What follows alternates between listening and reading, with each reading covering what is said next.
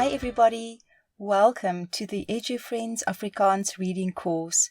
This is book 8 of phase 2. The title is Help, which in English means to help. In English we would say, I use the vacuum cleaner. And in Afrikaans, ek gebruik die stofsuier. Ek gebruik die stofsuier.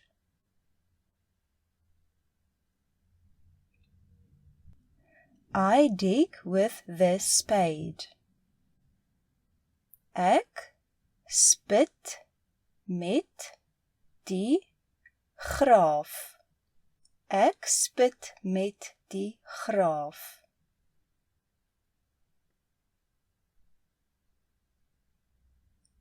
I wash the windows.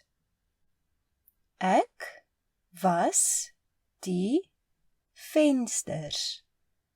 Ek was die vensters. I wash my dog.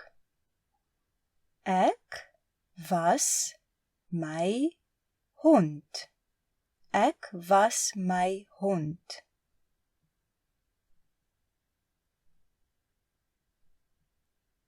I wash the dishes. Ek was die skottelgoed. Ek was die skottelgoed.